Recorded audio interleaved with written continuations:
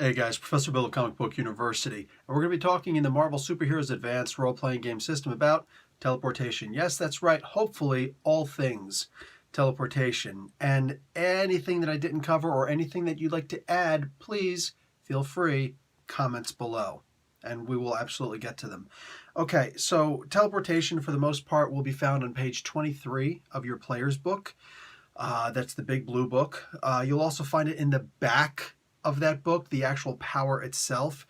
They will be slightly conflicting reports there. They're only slightly, but this is one of the very rare occasions that I'm going to recommend the Ultimate Powers book. I am not a fan of the Ultimate Powers book. It's got its uses, it's got its drawbacks. All right, I focus usually more on the drawbacks.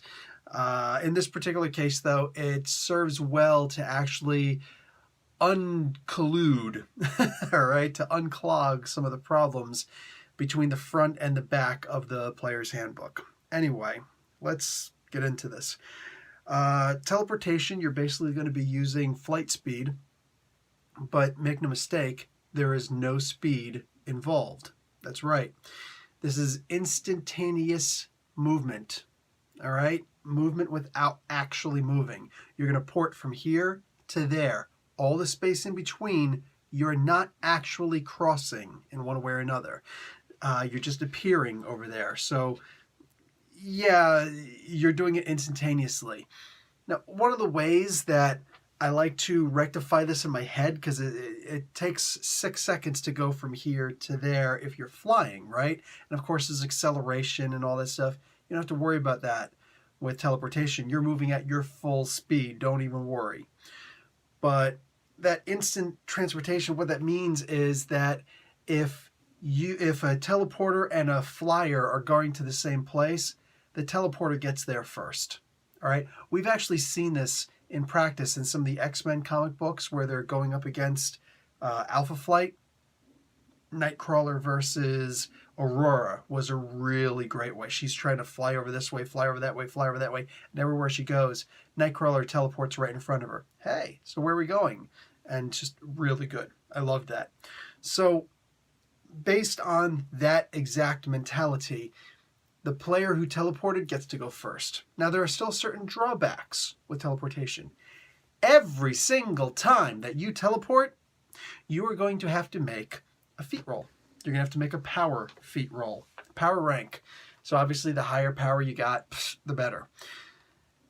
When you make this power rank feat roll, you're going to have to roll against your own power. Therefore, you've got to get a yellow or better. A yellow or better means no worries.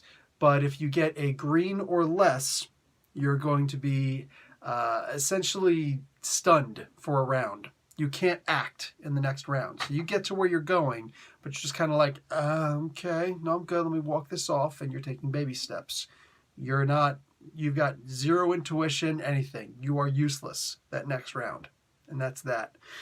One of the things that people want to do is to be able to teleport others. Teleporting others is a funny situation because you've got two options, basically. One of them is that you teleport everybody within your area. All right, so anybody within your area, you get to teleport. So they just got to get kind of close to you. Another way to do it is based on your strength. Hey man, if you're Sasquatch and you suddenly get the ability to teleport, go with the strength thing, man. You'll be fine. Aside from that, though, it still shouldn't be wider than an area. You know what I mean? So you can, of course, take limitations or advantages based on this, mostly just limitations. You can take a limitation in the sense that, okay, I can only teleport things that I can touch and it's based on my strength.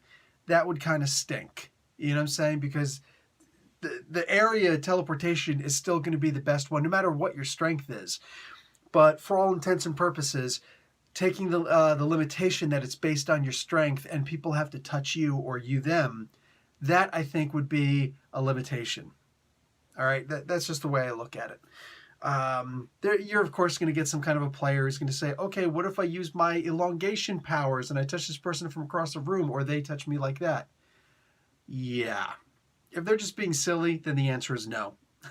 Otherwise, if they're being intelligent about it, ask them to defend it. And then consider saying yes. Anybody who you are going to teleport is always going to have to make an endurance feat. All right, for the most part. Now, this is where it gets really conflicting. There are multiple different ways to do this. The first time you teleport someone, it's a red feat roll for that person to avoid, ralphing and being stunned for 1 to 10 rounds. The second time you teleport them, yellow. The third time you teleport them, green, and that's when you develop an immunity. The fourth time and on, no worries. Some make it that every time you teleport somebody, it's a green feat roll. Every time that this, that, the other, there's a whole bunch of them. Look, how about we do this? The way that I like to do this, especially since teleporting another person with you is a power stunt, let's do it this way. If you want to teleport somebody, hey man, have at it, hoss. But the first 2 times that you teleport them, they have to make a red feat roll to avoid Ralph. The next 3 times that you're going to teleport them, all right, so let's do it this way. Next 3 times you're going to teleport that person, that specific person, yes, even if it's in a group or not, that individual person has to remember how many times that person is teleported with you. Teleporting is different for every person. But the next 3 times they'd only have to make a yellow feat. And then the next 5 times after that, they'd only have to make a green feat. And then they are immune to your version of teleporting. Another way to do it that I actually kind of like is the idea that use it as a limitation that, yeah, the first time and the second time is red and yellow respectively, but every single time from this point on and forever, it's a green feat roll for this person to have to be able to teleport. Or, and not get stunned for 1 to 10 rounds. Or red the first time and yellow every other time for the history of creation would be an even better limitation, which would increase your teleportation ability. And if you always have to make red, it doesn't matter, this person cannot develop immunity to my teleportation, they're always going to have to roll red to avoid being sick. Awesome. I dig that, for 1 to 10 rounds. I dig that. That would be a triple, +3 column shift to your teleportation ability. So you start off with incredible, and then you're going to go and take this +3 column shift limitation. You got Shift X Nightcrawler level teleportation. Boom. Good on you, buddy.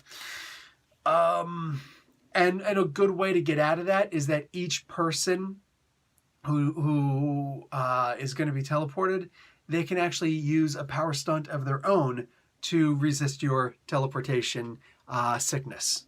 All right? So, hey, everybody wins. It's going to be a lot of karma spent, but for the most part, everybody wins, Let's see. It's another one. Oh, multiple teleportations. That's usually a fun one. First, let me get this out of the way. If you teleport into a solid object. If you accidentally teleport into a solid object, there's an endurance feat that you're going to have to make. All right? You got to make an endurance feat roll against yourself. If you get yellow or above, meaning you pass, then you're going to teleport away instantly out of that solid object, but you're going to be unconscious for 1 to 10 rounds. All right? Not even stunned. Unconscious. You're going to be going night-night.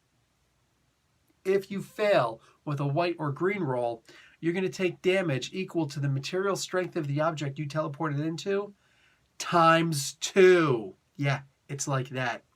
What if you teleport into a person? No worries. That person, for the most part, should be fine. Maybe you can have them roll versus their endurance to stay conscious. But either way, you yourself are going to take twice their strength damage. Yeah, twice their strength damage. If it's Iron Man, your best decision. You know what I'm saying? Maybe a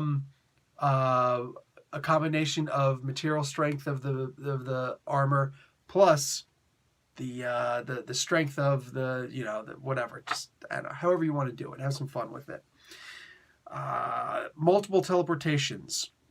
Multiple teleportations would make it so you have to make a yellow feat roll or be dizzy for 1 to 10 rounds.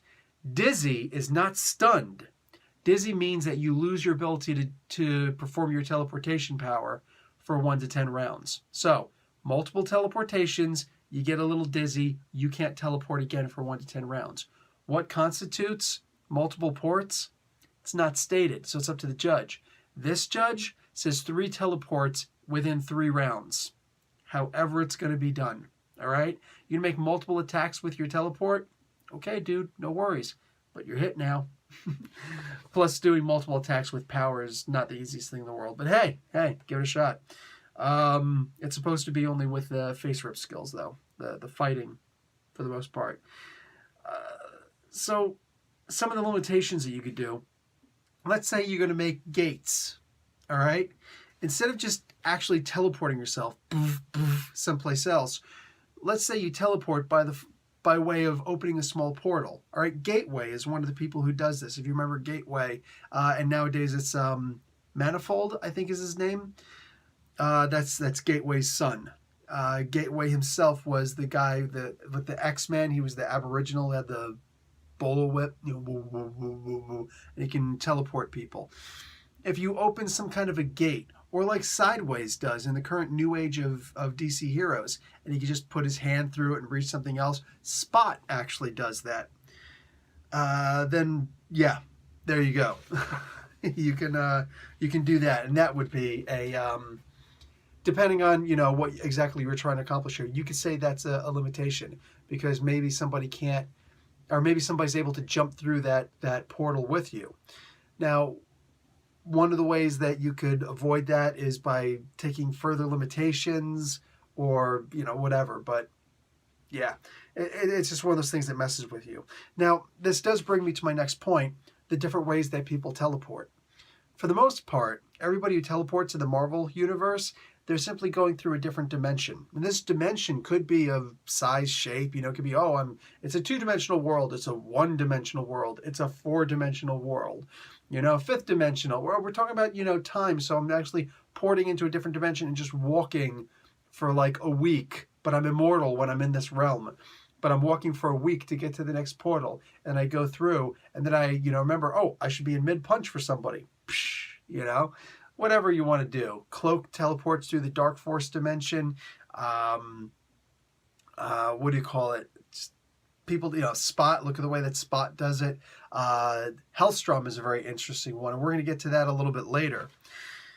Now, another really cool way to do it, a limitation would be you can only teleport to one location. You can teleport from anywhere, but you can only teleport back to this one location, like your home, your church, wherever you feel safe. You know what I'm saying? Your childhood bedroom, whatever.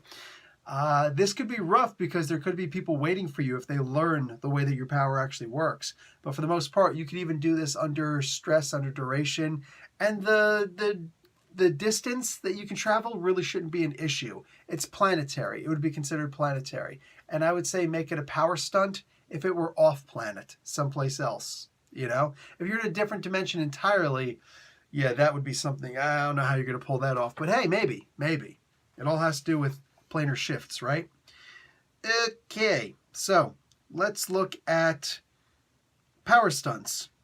Multiple attacks is the most common of these, all right? Multiple attacks, you can only do this to all enemies within one area. Therefore, you're precluded from this if you're an area teleporter. So if your range and teleportation is so short that it's considered one area, then you can't do this. You have to be able to teleport multiple areas in order to be kind of tired, guys, sorry, in order to qualify for this power stunt. Once you do get that power stunt, a lot of cool things happen. For one thing, you're going to I don't remember it saying anything about making a power rank feat, but I would suggest making a power rank feat roll. Failure means that you're only able to, or that you're not able to teleport that round. That's how I would do it. But if you succeed, you're able to use multiple ports all within one area, and you could attack. I don't know. It depends on how you really want to do it. In my opinion, you follow the book. The book itself actually says you're doubling the number of attacks that you've typically got. So you only get one attack per round. There you go. What if you were to roll against, what the heck is it called? multiple attacks. If you did a multiple attack in that particular round, could you technically hit 6 people instead of 3, or 4 people instead of 2? I know that Nightcrawler gets to go extra. He gets to make 4 attacks per round because his tail is prehensile and counts as an extra attack every round for him. So he's taking 1 punch and then 1 tail flick, and then next round 1 punch and then another tail flick, you know, or swipe you with an EP he's holding on his tail.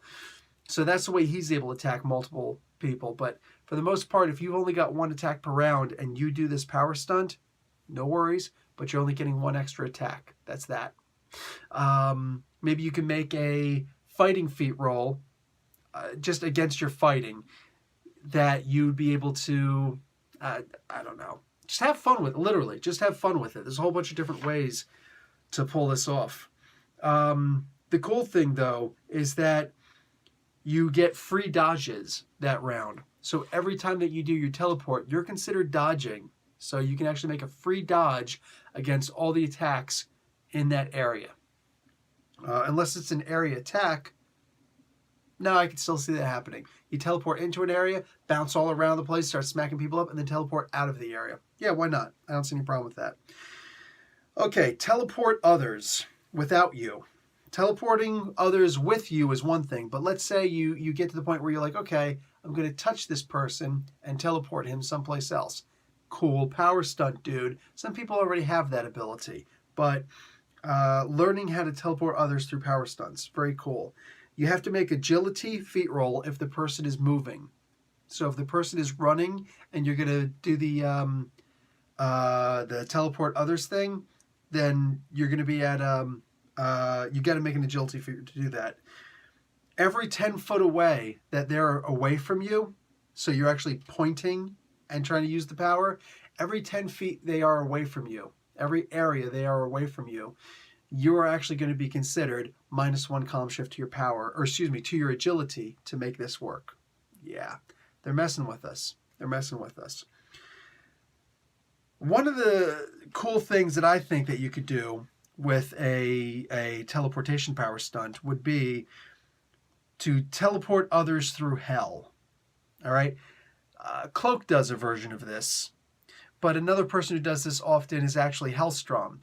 Hellstrom will use this ability where you tick him off and he'll point and snap, and you'll be teleported for, I don't know, it'll seem like only 1 round, but in reality you're falling through hell. You fell through 1 gate on the top of hell, and then you're falling for like a week in hell. There's fire all over the place. Of course, it's a magical fire, so it's not going to affect you when you come back. Whatever. Cloak has a version of this. A bunch of different characters have a version of this. But by the time that you get out, while there's no physical damage, because it's all psyche, you're actually going to have to make a psyche feat roll to avoid being stunned for 1d10 rounds. Or you can even make it 10 plus 1d10 rounds, depending on the horror that you're actually inflicting on them, by sending them someplace. I can also see if you make it so they have to make an intuition feat to get out of there, like if there was just so much horror, not just the pain and all that, but if there was so much horror, if you send them to one of the circles of hell from Dante Alighieri, maybe you have to make an intuition feat to avoid being stunned for 1d10 plus 10 rounds. Yeah, you can make it really long. One of the things that I like the idea of is, what if you had a Minotaur type character if you had a character that was a Minotaur, all right, like Man-Bull, except cooler, and you had it so that you would teleport in a labyrinth. The way that you teleport is you teleport into a labyrinth. You already have a perfect memory of all the different areas in the labyrinth, this maze, and now you can run over really quick to this other portal, and then boom, you teleport that way instead. All sorts of really cool things, but the idea is that, what if you do that to somebody else? If you teleport another person and they go through this labyrinth, by the time that they get out, they've got to make a reason feat roll to avoid being stunned for 1d10 or 1d10 plus 10 rounds. So, just send them through some kind of a puzzle hell. Hey man, whatever. Teleporting others by teleporting objects. This could be cool for the sake of projectiles. What if somebody throws something at you, you teleport out of the way? Okay, cool. But what if it's going to fly and hit your friends behind you? You might want to just take the shot, right? What if somebody throws something at you or shoots something at you, and now you put a teleportation bubble in front of you, or you just you can lock eyes on that target as it's coming at you, that object as it's coming at you, and you target it, and boom, you teleport it, and literally just teleport it a 180-degree angle. So instead of flying this way at you, it's now flying that way at you. At the same speed, there would be zero reduction in momentum, because all you're doing is changing the angle without actually affecting the inertia. You would just be like that. The exact same speed would be flying back at the person who, shot it at you or threw it at you. Also, when you do multiple ports, or when you port somebody else, they've got a roll potentially against being stunned. What if you were to do that intentionally and grab someone and do multiple ports, or just, you could do teleport others and you're bouncing them around all over the place? First off, by teleporting others, I would suggest lowering that power rank, make it lower than your regular power rank for teleportation of yourself. But the ability to teleport someone else for the sake of stun, you can make it really fun. You can make it a whole lot of fun. Give them negatives to resist. You know what I'm saying? Based on your power rank. You're just simply trying to stun somebody, so, psst, And for the most part, yeah, that's really all I've got.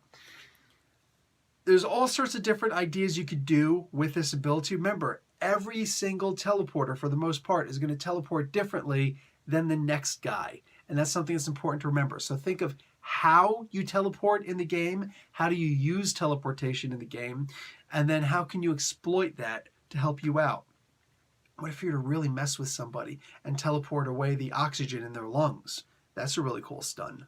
You know what I'm saying? Endurance feat. Otherwise, what if you teleport like their liver out of them? Oh my God, you potentially kill, or no, you definitely are killing this person.